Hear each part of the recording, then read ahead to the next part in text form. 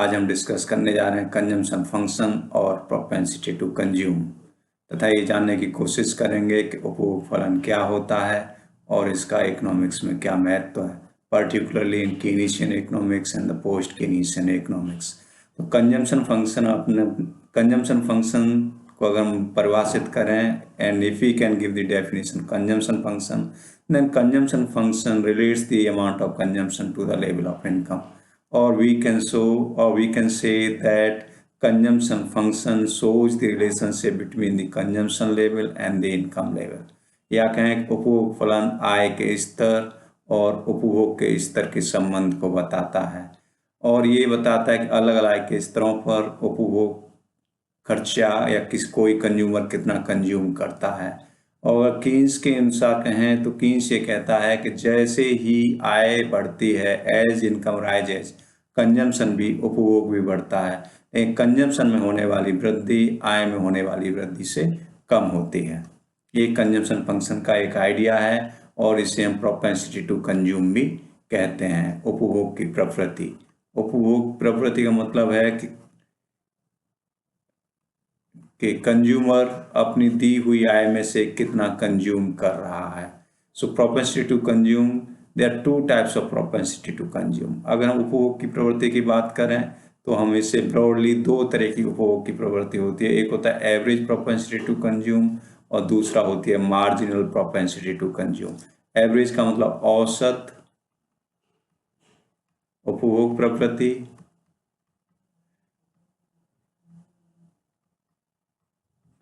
And marginal सीमांत उपभोग प्रवृत्ति, सीमांत उपभोग प्रवृत्ति। अभी होती क्या है ये जानने की कोशिश करते हैं, क्योंकि दोनों का ही इकोनॉमिक्स में और इनकम डिटर्मिनेशन में बहुत बड़ा योगदान है। These are two main concepts for the income determination. APC होती है, जब APC average propensity to consume होती है कुल उपभोग, टोटल कंजम्पशन डिवाइडेड बाई कुल इनकम। कि सपोज किसी कंज्यूमर की इनकम 1 लाख रुपए है और 1 लाख में से वो पूरा एक साल में जो खर्चा कर लेता है वो 80,000 रुपये खर्चा कर देता है।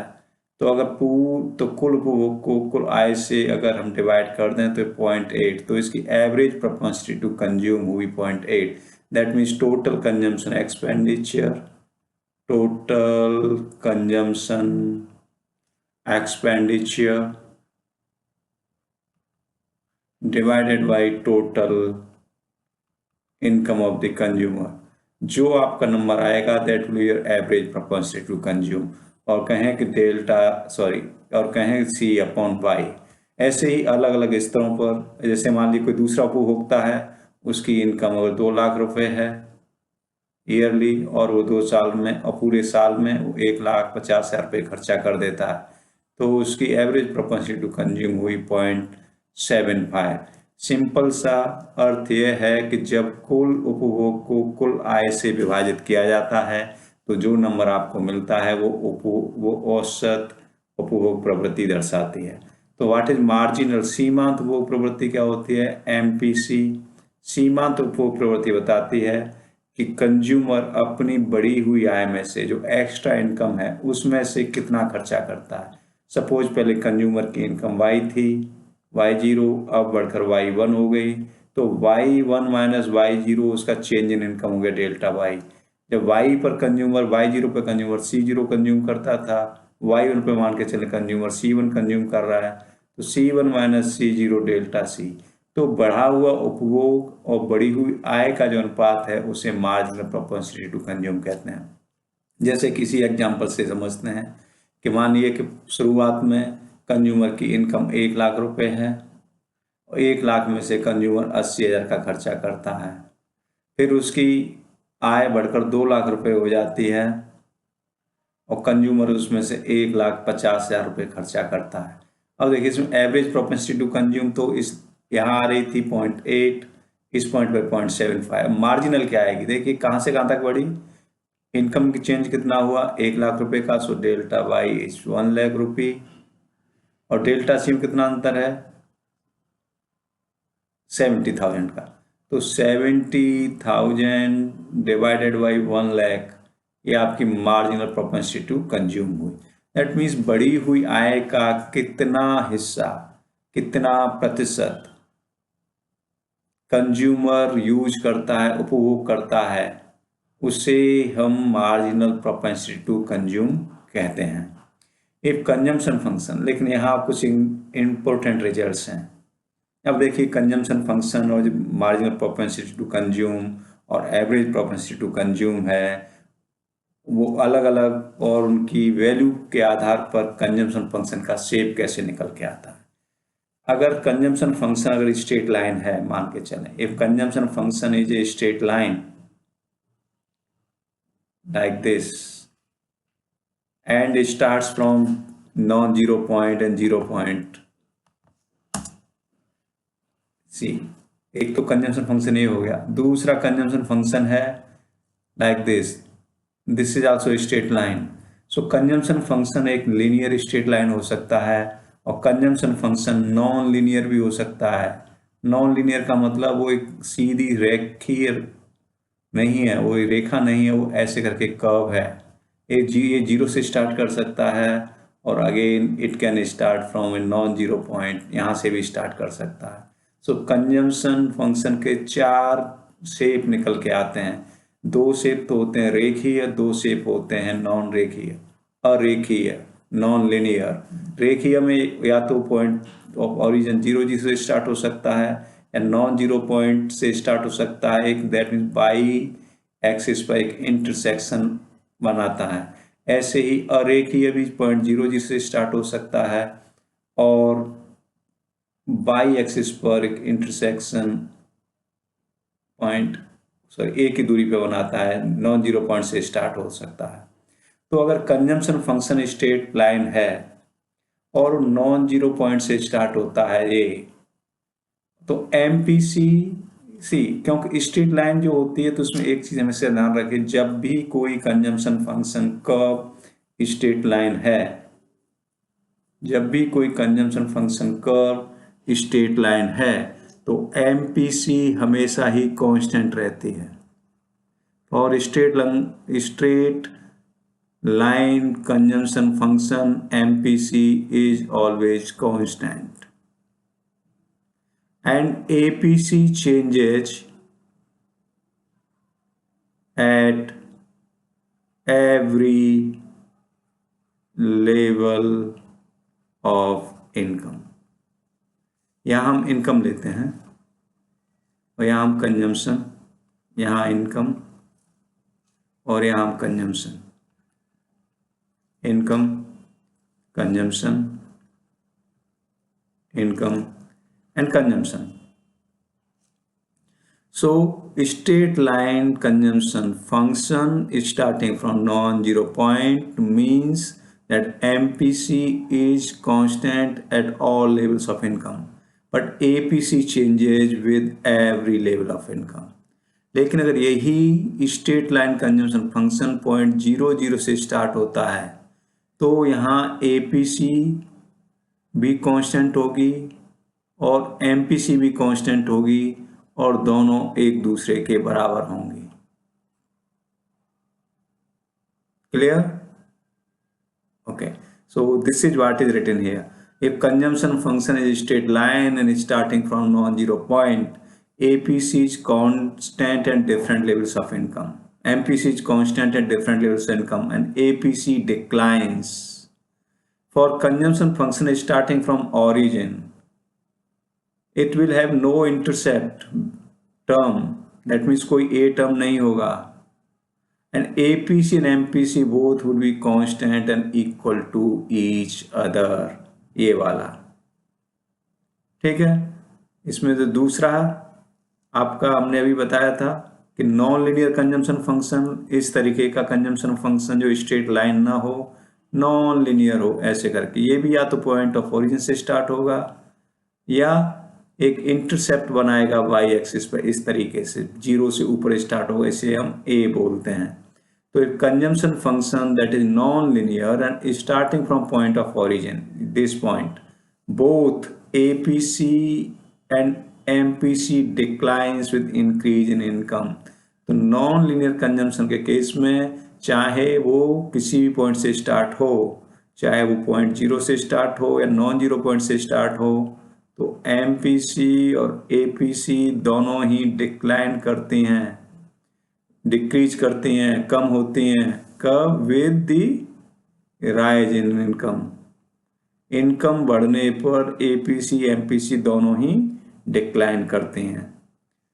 और अगर consumption function which is non linear, जो नॉन जीरो पॉइंट से स्टार्ट होता है, APC declines with increase in income. जैसे पहले का नॉन, इसमें भी यही होगा दोनों ही केस में। If it is straight line APC is constant, so for non linear consumption function MPC declines. ये पॉइंट हमने आगे क्लियर कर चुके हैं पीछे।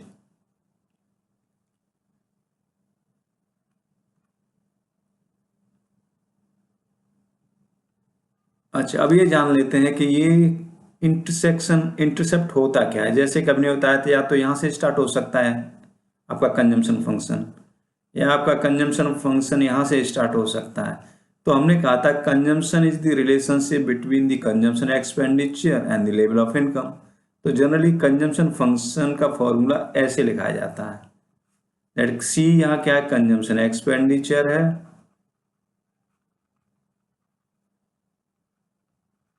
ए हमारे यहाँ ऑटोनोमस कंजम्पशन एक्सपेंडिचर है, और बी हमारी ये प्रोपेंसिटी टू कंज्यूम है।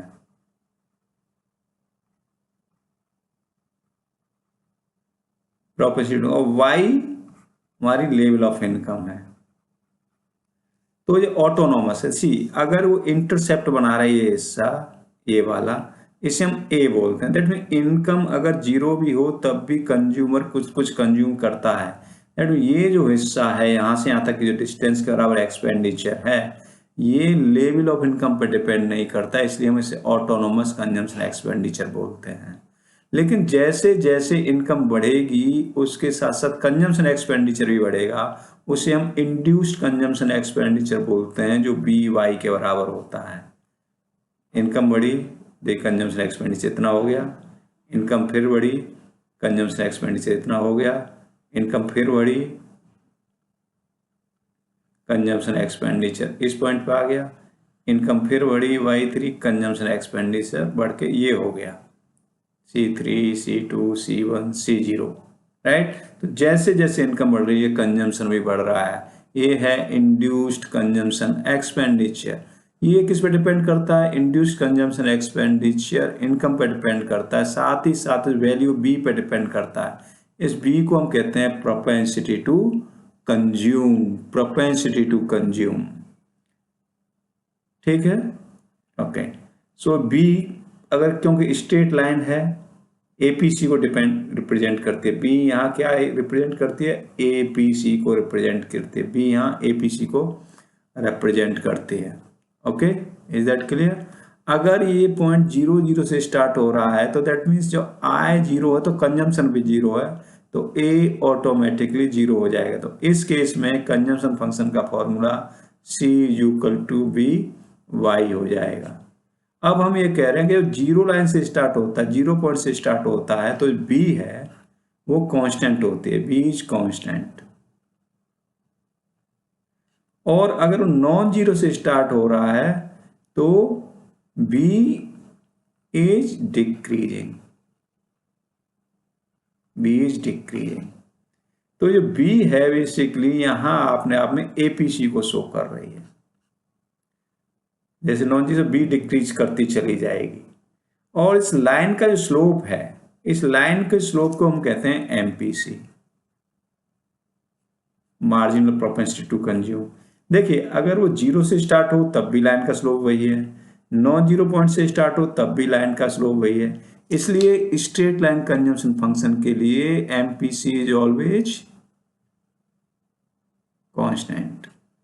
लेकिन एपीसी हर पॉइंट पर अलग होगी अगर नॉन जीरो से स्टार्ट हो रहा है, इसलिए APC declines for non zero consumption straight line consumption function.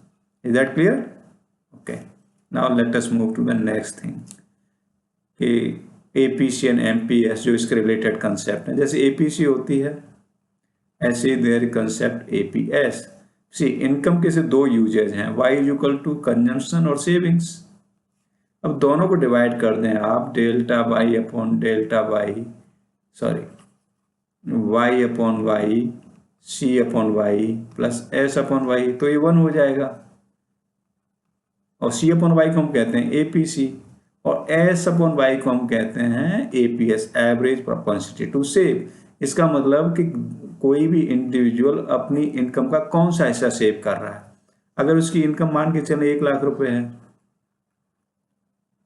और उसमें से वो 20,000 रुपये सेव कर लेता है, और या कहें कि वो 80,000 का कंजम्पशन कर रहा है, तो सेविंग उसकी कितनी हुई, 20,000 हुई। तो 20,000 डिवाइडेड बाई 1 लाख, तो 0.2 क्या हो गई, इसकी एपीएस हो गई। अब कंजम्पशन कितना हुआ, 80,000, से ऑटोमेटिकली कंजम्पशन कितना हो गया, इसका 0.8 हो गया। सो एक रिलेशनशिप होता है। सो एमपीसी एपीएस होता है आपका S total savings upon total income. ऐसे ही एमपीएस होता है आपका change in S divided by change in Y, कि बढ़ी हुई इनकम में से वो कितनी सेविंग कर रहा है, दैट इज एमपीएस। लेकिन अब MPS, APS, APC, APS, MPS, MPC में एक रिलेशनशिप होता है जो हमने अभी लिखा था कि APC plus APS is equal to 1, और MPC plus MPS also equal to 1। ये हमने अभी बताया है यहाँ से कि सपोज इनकम 1 लाख है, फिर रिपीट कर रहे हैं, उसका कंजम्पशन 80,000 है, तो ऑटोमेटिकली सेविंग 20,000 हो गई कि नहीं हुई। अब देखिए ये y है, इसमें से ये करेंगे तो 0.2 आ जाएगी, इसमें से डिवाइड करेंगे तो 0.8 आ जाएगी, और दोनों मिलके 0.8.2 इज इक्वल टू 1, यही हमने लिखा है। ऐसी बढ़ी हुई इनकम में से सब 1 लाख से बढ़कर इनकम, जैसे पिछले एग्जाम्पल में बताया था 2 लाख हो गई, तो चेंज इन इनकम कितना हुआ, 1 लाख, और कंजम्पशन 1.5 लाख हो गया, तो चेंज इन कंजम्पशन कितना हो गया, 75,000। तो 75,000 कंजम्पशन में बढ़ी, बचा कितना, बढ़ी इनकम 25,000, आपकी चेंज इन सेविंग हो जाएंगी। तो change in saving divided by change in income, और change in consumption divided by change in income, ये दोनों का योग भी एमपीसी प्लस एमपीएस, ये दोनों मिलके भी इक्वल टू 1 होती हैं। So always keep this in mind.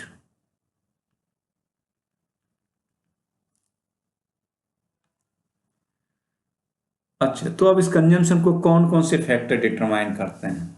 So consumption को जो फैक्टर डिटरमाइन करते हैं वो तमाम फैक्टर्स हैं। कंजम्पशन फंक्शन जो हमने ड्रॉ कर रहे हैं, मान के चलें सिंपल सा कंजम्पशन फंक्शन हमने ड्रॉ किया है। ये कंजम्पशन फंक्शन ये बता रहा है कि रेट ऑफ इनकम और कंजम्पशन में क्या रिलेशनशिप है। लेकिन ये कंजम्पशन फंक्शन इस जगह होकर इस जगह भी तो हो सकता है, ये कंजम्पशन फंक्शन इस जगह भी तो हो सकता है, या इसके नीचे भी, या यहाँ से भी तो स्टार्ट कर सकता है। तो ये कौन सी अपनी पोजीशन लेगा, इनकम तो ये बताती है कि इनकम बढ़ेगी तो दिया हुआ कंजम्पशन फंक्शन ऐसे ऊपर की साइड में हम कंजम्पशन मूव करेंगे, लेकिन इसकी कौन सी पोजीशन पे होगा, ठीक है, उसको डिटरमाइन करने के कुछ फैक्टर्स होते हैं। जैसे कि जनरल प्राइस लेवल इकोनॉमी में जो सामान्य कीमत स्तर है, वो उसका पोजीशन बताएगा कि ये होगा, ये कहाँ वो कंजम्पशन फंक्शन का लेवल होगा। दूसरी, फिस्कल पॉलिसी चेंज होने से, फिस्कल पॉलिसी परिवर्तन होते हैं तो कंजम्पशन फंक्शन की पोजीशन चेंज होगी। तीसरा, रेट ऑफ इंटरेस्ट में अगर चेंज होंगे इकोनॉमी में तो भी हमारा कंजम्पशन फंक्शन की पोजीशन चेंज होगी। अगर किसी को ऑल ऑफ ए सडन कुछ फायदा या नुकसान हो जाए तो उसकी वजह से भी कंजम्पशन फंक्शन चेंज होगा। और चेंज इन एक्सपेक्टेशन, फ्यूचर प्राइस लेवल को लेके कुछ चेंजेज हैं, कुछ के किसी के चेंज इन एक्सपेक्टेशंस हो रहे हैं प्राइस लेवल को लेके या किसी और चीज को लेके, तो भी हमारा कंजम्पशन फंक्शन की पोजीशन चेंज हो जाएगी। अब कैसे होती है, जनरल प्राइस लेवल है, अगर दी हुई इनकम पर प्राइस लेवल बहुत ज्यादा होंगी तो क्या होगा, लोग कम खरीद पाएंगे, तो उसका कंजम्पशन फंक्शन की पोजीशन सपोज पहले यहाँ है, अब प्राइस लेवल बढ़ गई है तो इनकम कम हो गई, इनकम वही उतनी ही है, तो उसका नीचे की साइड में कंजम्पशन फंक्शन शिफ्ट करेगा। ऐसे ही सपोज फिस्कल पॉलिसी है, फिस्कल पॉलिसी भी गवर्नमेंट ने टैक्स बढ़ा दिए हैं, तो उससे क्या होगा, लोगों का कंजम्पशन कम हो जाएगा, तो गिवन इनकम पर लोगों की कंजम्पशन फंक्शन नीचे की साइड में शिफ्ट कर जाएगा। अगर सरकार टैक्स कम कर दे तो कंजम्पशन फंक्शन ऊपर की साइड में शिफ्ट कर जाएगा। ऐसे रेट ऑफ इंटरेस्ट इकोनॉमी में ज्यादा हो जाए, मान के चलते हैं इकोनॉमी में रेट ऑफ इंटरेस्ट बढ़ जाए तो क्या होगा, अब कंजम्पशन करना कॉस्टली हो जाएगा, तो लोग क्या करेंगे, ज्यादा सेविंग्स करेंगे, कम कंज्यूम करेंगे, तो कंजम्पशन फंक्शन नीचे की साइड में शिफ्ट करेगा। और किसी को एकदम से कुछ फायदा हो जाए ऑल ऑफ ए सडन, जो प्लान नहीं है, तो लोग क्या करते हैं, उस पैसे से एक्स्ट्रा खर्चा करते हैं, तो कंजम्पशन फंक्शन ऊपर की साइड में शिफ्ट करेगा। या किसी को all of a sudden loss हो जाए तो कंजम्पशन फंक्शन नीचे की साइड में शिफ्ट करेगा। ऐसे ही अगर ये मान के चल रहे हो कि भविष्य में कीमतें बढ़ सकती हैं, तो क्या होगा, भविष्य में कीमतें बढ़ सकती हैं तो आप अभी कंज्यूम करना चाहोगे, क्यों, कीमतें बढ़ाएंगी भविष्य में तो आपके रुपए की परचेजिंग पावर कम हो जाएगी, तब रुपया आपका कम खरीद पाएगा, इसलिए बेटर अभी कंज्यूम कर लें।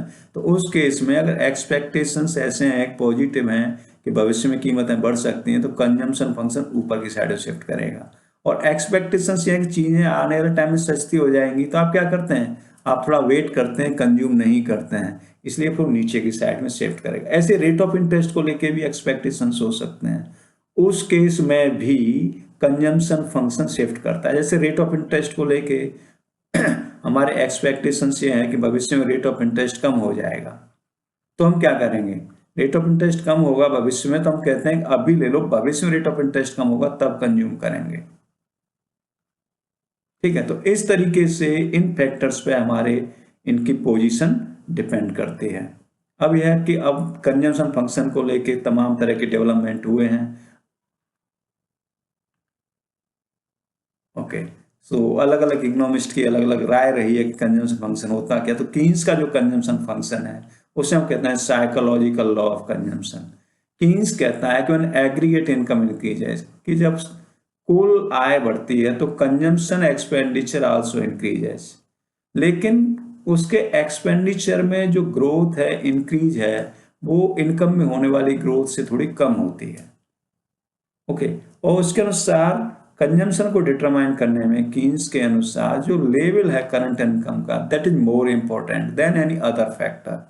और as income increase, as Keynes मान के चलता है जैसे जैसे इनकम इंक्रीज करती है तो APC falls, propensity to consume remains stable in short run, और शॉर्ट रन में प्रोपेंसिटी टू कंज्यूम उसकी स्टेबल रहती है, बट एपीसी फॉल्स करती है। इसका मतलब यह है कि वो एक स्ट्रेट लाइन कंजम्पशन फंक्शन मान के चलता है, इनकम बढ़ेगी तो एपीसी फॉल करेगी, लेकिन marginal propensity to consume short run में कांस्टेंट रहती है, स्ट्रेट लाइन है। सो कीन्स के अनुसार जो कंजम्पशन फंक्शन है उसका फॉर्मूला ऐसे निकल गया, C equal to A plus V by.